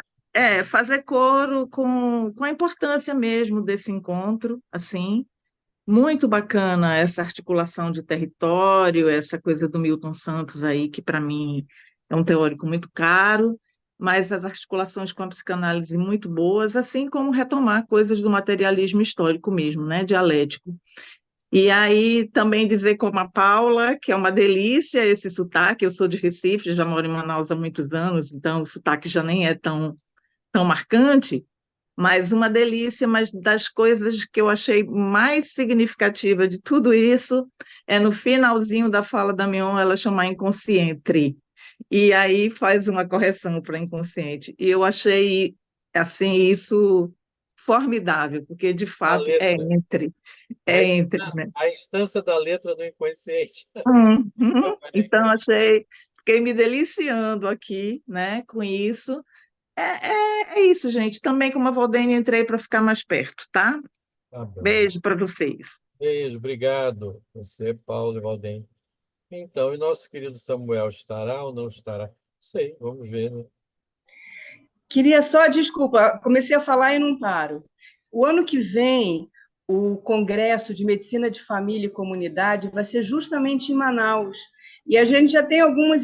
Depois eu mando o link, porque tem umas histórias bacanas, as interlocuções podem ser legais. Legal, ó, Vilma, tá vendo aí? Anotou? Vai ser em Manaus. Mas então eu vou aproveitar, já que estamos assim com tempo, né? E não tem outras pessoas querendo falar, não sei que me interrompam, eu receberei interrupção de bom grado. Você falou da Clínica da Família, CISREG, né, Paula? Eu tenho uma questão, sabe, que eu quero aproveitar, fazer uma provocação. Porque eu acho que a política pública de saúde mental de uns anos para cá, e isso tem a ver com o neoliberalismo, ela foi primarizada e sanitarizada. Então, eu quero dizer isso aqui. Quer dizer, é um tema também que interessa a questão política e a psicanálise, porque se a psicanálise entrou na saúde mental né, foi pelas portas da atenção psicossocial, não da atenção primária, pela qual eu tenho mais pleno, absoluto e amplo respeito, porque a base da pirâmide de um país com as desigualdades sociais como o Brasil só poderia ser a atenção primária. Então, às vezes eu sou mal interpretado até por colegas psicanalistas e também da saúde mental, como se eu estivesse assim fazendo uma espécie de, né, enfim, de rivalidade entre a atenção entre atenções, pelo contrário, eu tenho a dizer que quando tudo isso começou lá nos anos 70, 80, com a reforma sanitária que gerou o SUS e psiquiátrica ato contínuo, logo depois ou até junto, não havia rivalidade alguma, né? Porque os sanitaristas da época eram sanitaristas marxistas. Então, eles tinham uma concepção de uma comunhão de princípios que fazia com que a atenção psicossocial fosse muito bem recebida na sua particularidade, não especialismo, porque nós não somos especialistas em nada. Trabalhamos com o campo da especificidade, que é a questão da saúde mental. Uma especificidade muito louca, porque ela é uma especificidade absolutamente ampla, né? Transversal. Ela tem a abertura da atenção primária, ela tem os princípios do SUS, do acolhimento universal, não é? Da acessibilidade, e que a psicanálise também tem, porque a analista não escolhe analisante, né? O analisante é que escolhe o analista. A gente sabe que a gente tem que estar aí para todo qualquer um, né? Como dizia a Leila Diniz, né? Dou para todo mundo, mas não dou para qualquer um. Quando um cara quis lá transar com ela de uma maneira absurda, idiota, que não entendeu nada da Leila Diniz. E ela, como a psicanálise, porta-voz respondeu: dou para todo mundo, mas não dou para qualquer um. Então, quer dizer, é isso mesmo, a gente dá para todo mundo.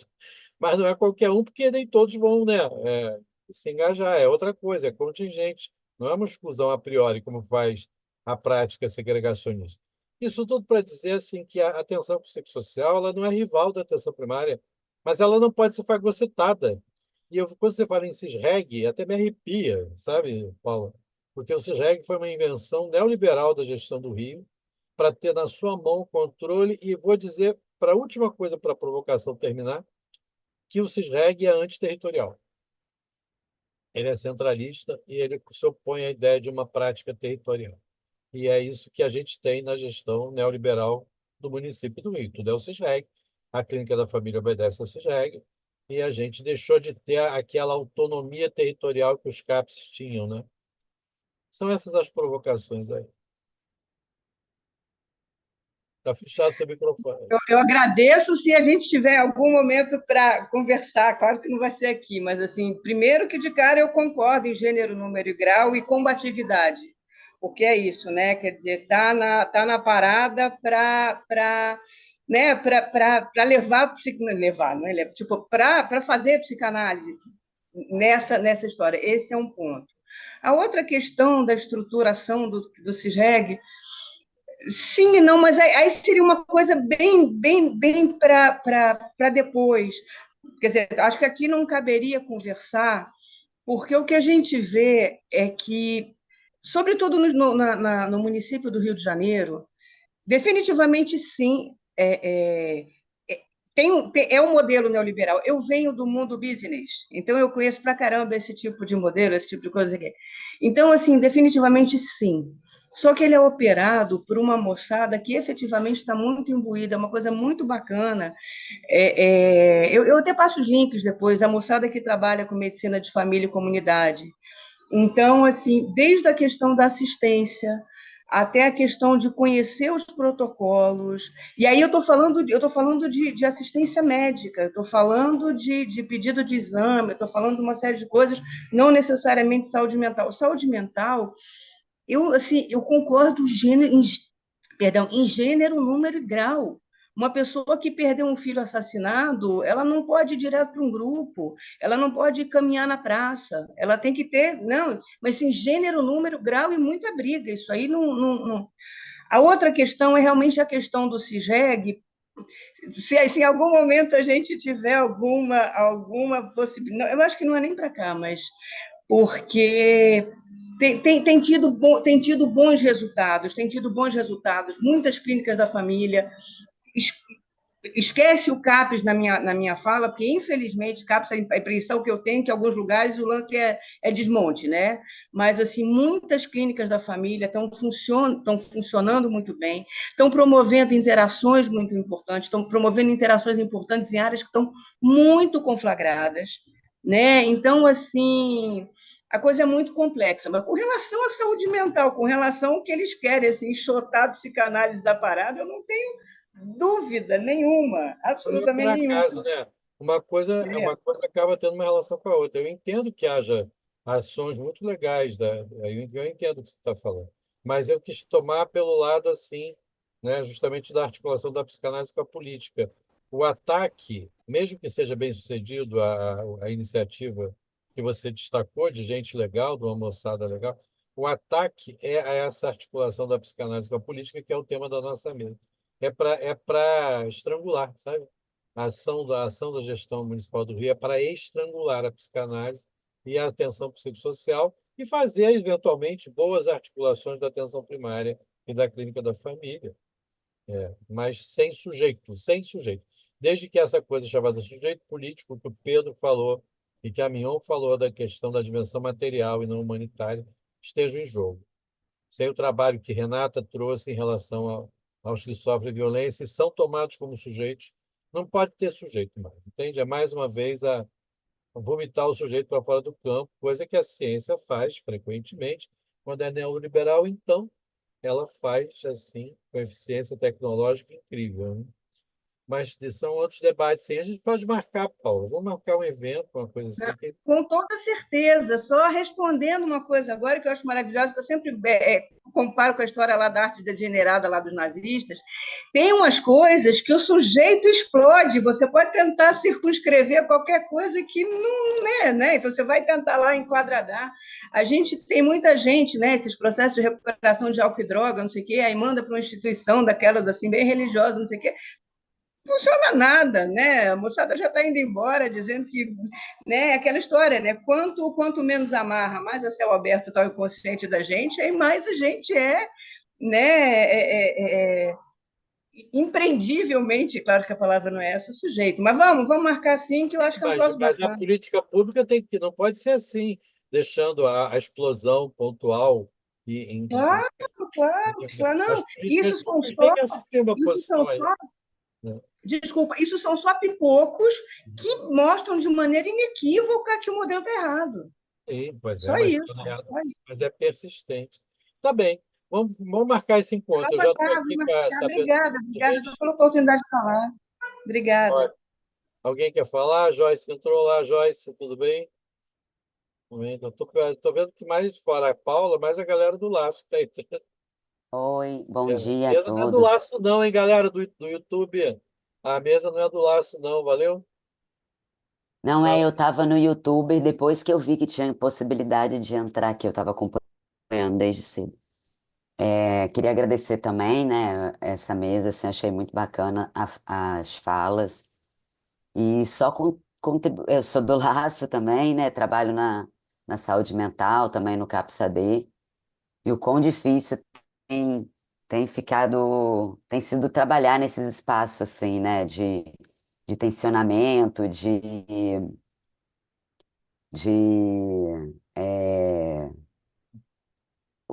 a clínica cada vez mais escassa, né, e essa coisa do bem dizer cada vez aparecendo mais, né, é, Tudo bem? nos atos do trabalho dos profissionais, né. e o quanto isso vem trazendo assim danos nefastos assim, né, para a vida das pessoas.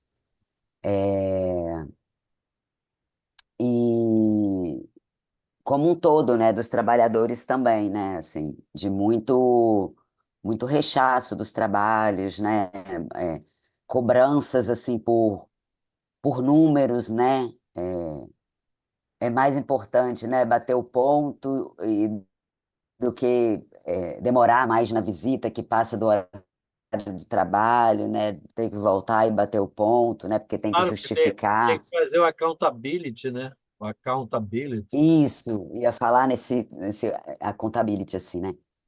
E fora, me fugiu até a palavra, os assédios, sabe, assim, os assédios morais, assim, abertamente acontecendo, né? Nunca aconteceu comigo, mas vejo acontecendo com alguns pares, né, assim, que estão, às vezes, em posições mais vulneráveis, né? Assédio do tipo, é, assinar,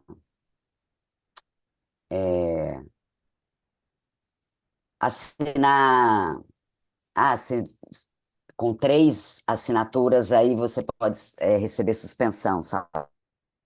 Umas coisas assim que eu trabalho na saúde mental há quase 10 anos e nunca vi. E nos últimos tempos tenho visto acontecendo, né? 2 colegas próximas, trabalhadoras de CAPS, pediu para ser demitida, né? Por situações assim. Então eu vejo espaços como esse, assim, de discussões muito importantes, sabe? Para a gente poder pensar, assim, como tá junto, mas não se misturar, né? Com tudo isso que está acontecendo, assim. Há pouco tempo atrás, né, fui convidada para fazer uma entrevista para supervisão, cheguei até a discutir um pouco com o Luciano sobre isso, né, que é uma pessoa que tem de referência, né, para trocar, e aí saí da entrevista, tive a resposta que me acharam muito psicanalista. Eu até passei para a entrevista, mas me acharam muito psicanalista. E aí eu achei melhor não aceitar. Agradeci, né, o convite e achei melhor não aceitar. Não entendi muito o que que era isso até hoje e também não estou querendo entender, não. Mas eu acho que é um pouco disso, né? A gente tá precisando ter mais dessas discussões, né? Eu escrevo, né, acabei de defender o mestrado, né, fazendo uma articulação da psicanálise, né, com a justiça, com a saúde mental, dialoga um pouco com o que vocês trouxeram aí, tem me aproximado mais dessas discussões aí que a Mion traz, que o Matheus traz, né, da psicanálise do marxismo, então fiquei muito feliz de estar participando hoje desse evento. Obrigado. E aí, gente? Aí mandei outra mensagem para o Samuel perguntar se ele volta. Eu acho que não, porque ele tinha um batizado, eu não sei se tem a ver com isso, que ele tentou naquele horário, não sei. Podia ter me falado, eu inverteria a fala, né? Mas ele não disse nada. Ou eu sei se foi um problema mesmo do lugar onde ele estava, né? Ele estava na rua, ele estava no ambiente externo. Então, a gente trabalha sem a fala dele, uma pena. Uma pessoa interessante, é cientista político, vem de um outro campo. E mais alguém se anima a chegar ou falar? Vocês também da mesa? Pedro não falou nada ainda, depois da fala dele. Quer falar, Pedro? Uhum.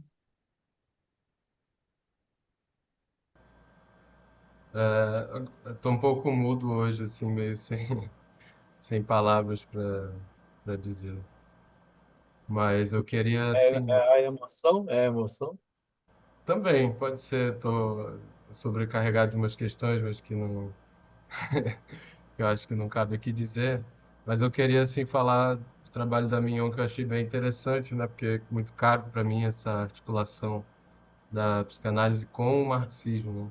No meu texto eu coloquei algumas falas do Milton Santos e também do David Harvey, né? Que para mim é um autor que muito importante assim nessa articulação, né? E o próprio Zizek, que hoje em dia é um pouco polêmico, né? Assim, algumas considerações dele, mas eu acho que não dá para deixar de lado muitas das coisas que ele falou, né? E também agradecer pelo Luciano, pela mesa, né, pelo PUD, pela oportunidade, né, de estar aqui, porque eu estou no início do meu percurso, então, como eu falei, é muito caro para mim, muito importante estar entre essas três pessoas que são de peso, né? E é isso. Legal. Eu queria trazer uma coisa que eu acabei não trazendo na minha fala, eu estava preocupado com o tempo, mas se a gente puder, se alguém quiser falar, como eu já disse, me interrompe, eu já fui da mesa, já ordenei e falei. Mas é o seguinte, por exemplo, outro dia foi apresentado um exemplo de situação clínica como se ela não fosse política, isso contrariando aquele princípio de que todo ato tem uma dimensão política. Por exemplo, a proposta de Lacan de que o analista secretaria o alienado, né? É secretário do alienado no cenário 3, lá que eu proponho isso. Com isso, ele quer dizer que não está numa função exatamente de uma intervenção interpretativa, né? Assim, como na neurose, é preciso que o delírio seja secretariado. O que quer dizer isso? Quer dizer que as articulações delirantes sejam acolhidas, mas, vamos dizer, testemunhadas pelo analista que vai fazer alguma articulação disso junto com o sujeito psicótico na construção do delírio, do que, por exemplo, destrinchado por interpretações ou sentido. E é engraçado porque isso foi apresentado como se não fosse político. Eu acho isso altamente político. Quer dizer, é exatamente uma posição que já de saída lá em 53, né, o mesmo ano que o Mion falou lá da função e campo, Lacan está propondo assim a desmontagem da dimensão terapêutica de poder. Porque se eu sou secretário do alienado, como ele se exprime, a função de secretário não é uma função de poder sobre o chefe, né? Secretariar é estar a serviço de, nesse sentido. Então, me parece que até aí, sabe, é só isso. É só isso. Até aí, quando parece que é uma coisa meramente uma estratégia clínica, digamos assim, ela tem uma dimensão política, né? Porque secretariar a construção do delírio é estar se pondo numa posição, vamos dizer, não digo servil, que isso seria bobagem, não é dominado pelo sujeito, numa posição. Aliás, isso me fez lembrar uma outra citação Está que do ele. lado do sujeito, né? Oi? Saber está do lado do sujeito, né? Lado, secretariar. E, além disso, me lembrei aquele exemplo que ele dá enfim, da salsicheiro, né? E que ele diz assim, que o analista deve tomar uma posição de submissão integral, ainda que advertida, às posições subjetivas do sujeito, do paciente. Essa frase me parece, assim, essa expressão, né, magnífica sobre isso.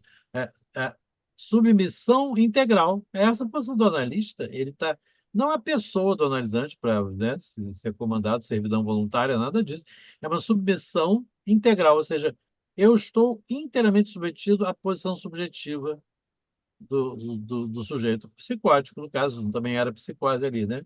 Ainda que advertido, quer dizer, eu não estou ali para, né, fazer o que ele quer, como um serviçal, mas é a submissão sem forçar, ele completa a frase, sem forçar, é, fazer forçagens que só recrudescem mais ainda a resistência.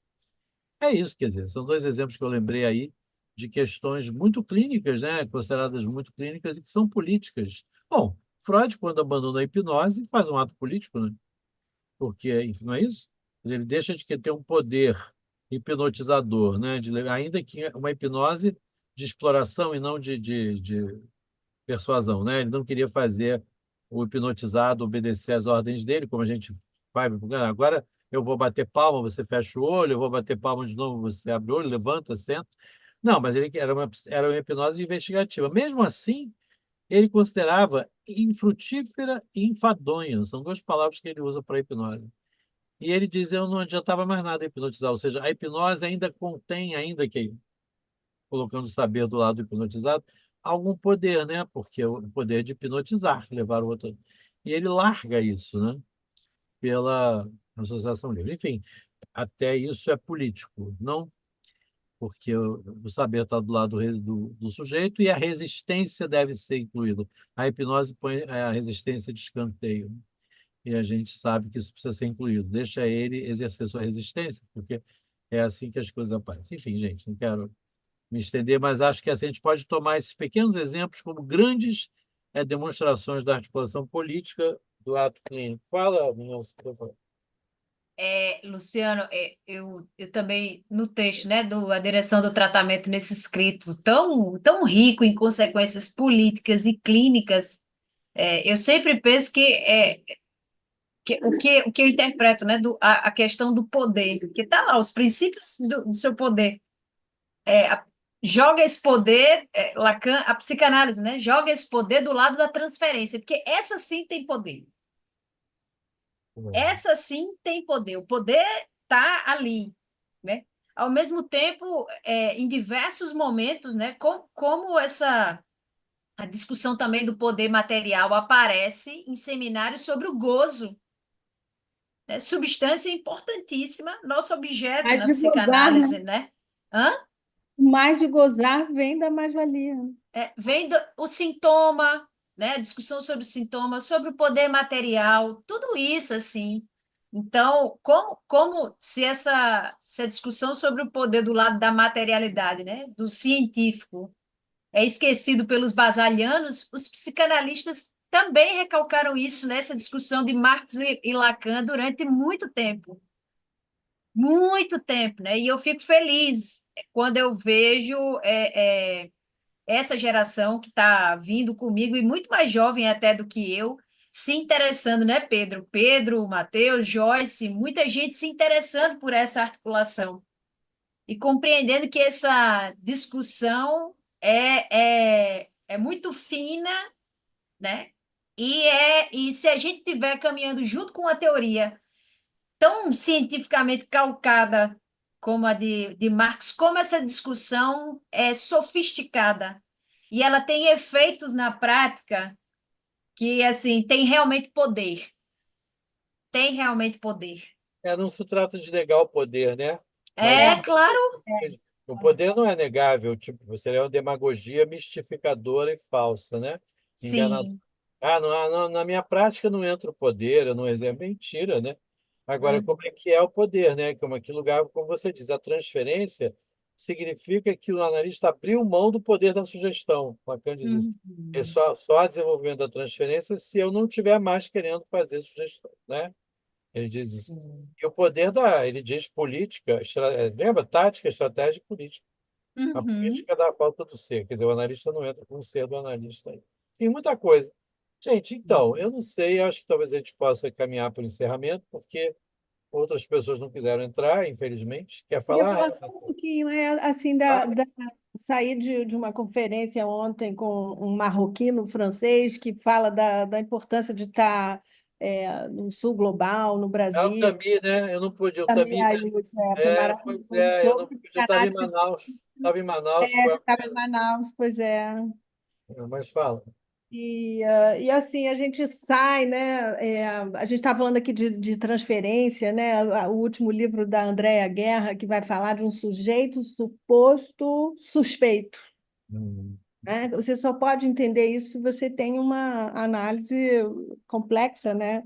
Política e social e do funcionamento do discurso do capitalismo, enfim. E aí ontem a gente sai assim com dessa fala ontem, dessa discussão, desse debate, com a certeza, né, da nossa responsabilidade, né, no Brasil, do Sul global, em relação à psicanálise e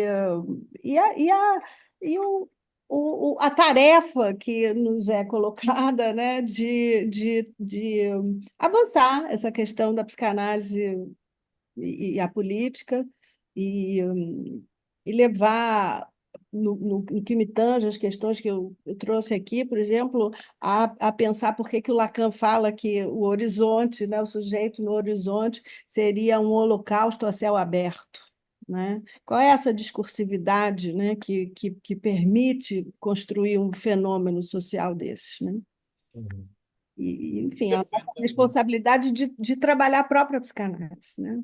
A partir do nosso posicionamento territorial e de linguagem enfim.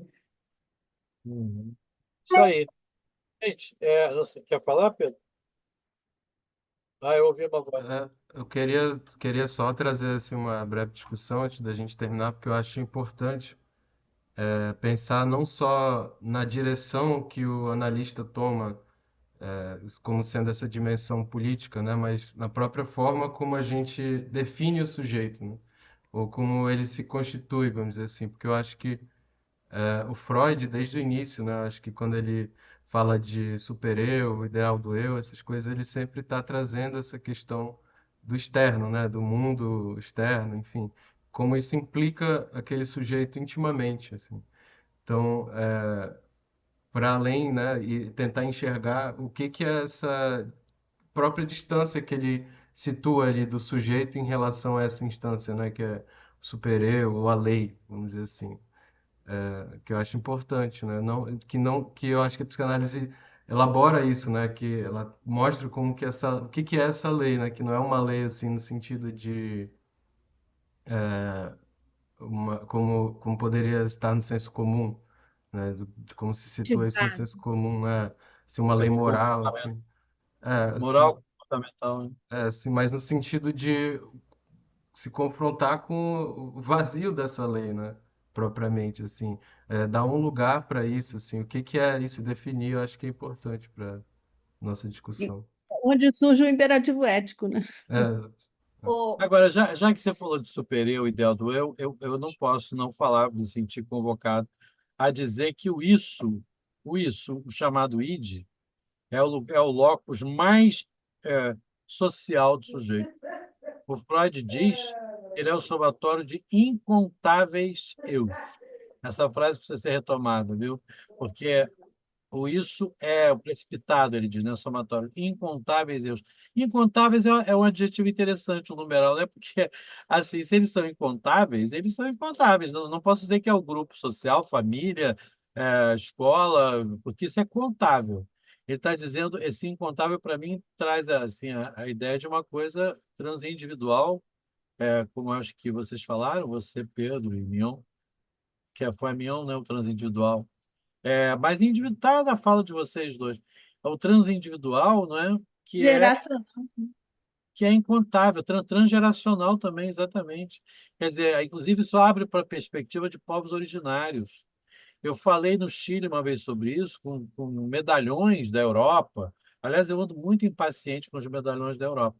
E estavam lá também. Aí tinha um cara, um pesquisador da área social da ilha de Chiloé, é um cara muito legal. Ele foi o único que entendeu e discutiu a questão do isso, porque ele disse: olha, isso interessa muito as questões do povo Mapuche. Vocês sabem que o povo Mapuche sim, é segregado lá do Chile, os Mapuches. E ele entendeu que o que eu estava falando isso tinha a ver com o povo Mapuche. Então, quer dizer, eu fiquei muito feliz, porque os medalhões da Europa não entenderam, não. Mas o cara lá do Chile entendeu. Ele é pesquisador, não estou botando ele menos que os outros. Falando que ele não é medalhão, mas ele é um pesquisador mais recurso. Então, Pedro, acho que é o Porque super as papel. mulheres, essas mulheres, elas têm que falar e têm que falar para repensar os acordos internacionais de reparação e de justiça de transição que têm falhado no mundo. É da fala delas que tem que surgir o É, novo em essas relação. mulheres, por exemplo, que vocês estão ouvindo na AVE, né?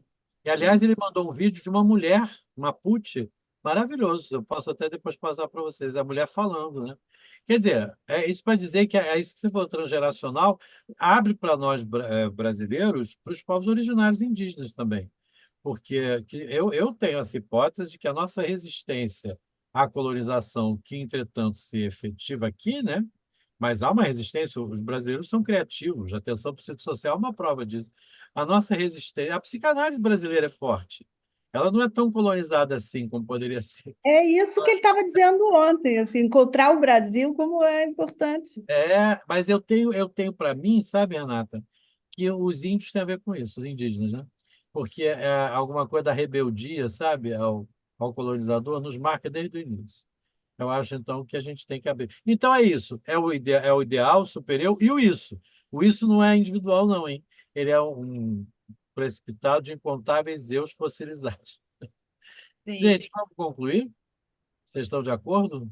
Eu só queria fazer um adendo sobre a discussão. Às vezes eu fico um pouco preocupada em relação às discussões, resumir, às vezes, as discussões entre. Se fala muito nos estudos decoloniais, né? Como se fosse algo entre o sul global e o norte industrializado, ou uma luta entre a colônia e o império. E a Talvez a gente metrópole, né? ficar, e a metrópole, talvez a gente ficar um pouco mais avisado, porque essa luta não é entre a colônia e o império, porque no império a classe trabalhadora vive um massacre, né? Claro. Então, assim, isso não é uma luta entre brancos e negros, também não pode ser assim, é da nossa classe trabalhadora, brancos e negros contra uma classe burguesa. Senão a gente não trabalha sob a perspectiva da própria estrutura. Que estrutura é essa que reproduz esses discursos entre brancos e negros, entre mapuches e colonizadores? Né? Porque a gente precisa ficar um pouco avisado, porque senão a luta fica aqui embaixo, né?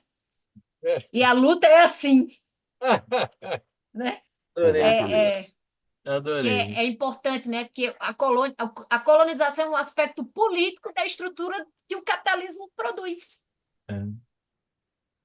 Você tem toda a razão. Vai, Fechou e com vai chave de todo ouro. mundo se degladiando, né, aqui embaixo. Exatamente. E a Que é o gente se que é matar o que aqui é ótimo para quem está aqui. é o que a Exato. gente tem visto acontecer dentro dos CAPs, isso. As pessoas estão se Sim, degladiando nesse discurso aí, entre branco e preto, né?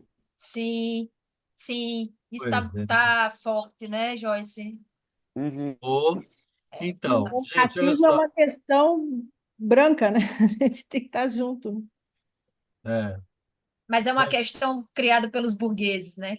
Aí é. eles são a maioria branca, mas é pela classe E burguesa, né? A A gente, Mion está como. tocando, interseccionalidade, né? Acho que é mas Fundamental. na por isso que verdade eu tem acho que que a Mion falar está de tocando um discussão de ponto. classe, né? Eu É, acho que a Mion está tocando um ponto mais delicado, que é porque acaba que o racismo às vezes coloca o movimento antirracista, né? Como se o racismo fosse mais primordial até do que a luta de classe, né? Como se fosse uma coisa Sim, estruturalmente mais geratriz. É sim. E eu acho que isso é uma questão que a gente vai ter que discutir com delicadeza, porque também não pode ficar surdo às questões que o sim, povo negro coloca. Mas, né, como não ficar surdo a essas questões, porque nós tendemos a ser surdos sim. e não nos percebermos como racializados brancos, né? Quer dizer, como se Isso. isso fosse universal, racializados são os outros, né? Isso é Sim, Sim, importante. Agora, eu acho importante o que Mignon está dizendo, porque isso pode chegar ao ponto de perder a dimensão estrutural e colocar na primazia da segregação e da opressão outras coisas que menos estruturadas do que isso que ela coloca, né, sim, de classe, que em qualquer esfera colonizada, colonizadora, isso vai acontecer em qualquer raça também, etnia. Enfim, mas isso é uma discussão para um evento inteiro. uhum, Eu vou propor que a gente conclua dizendo o seguinte: eu quero voltar para concluir ao Fórum Social Mundial, Justiça e Democracia, porque é onde a gente está, né?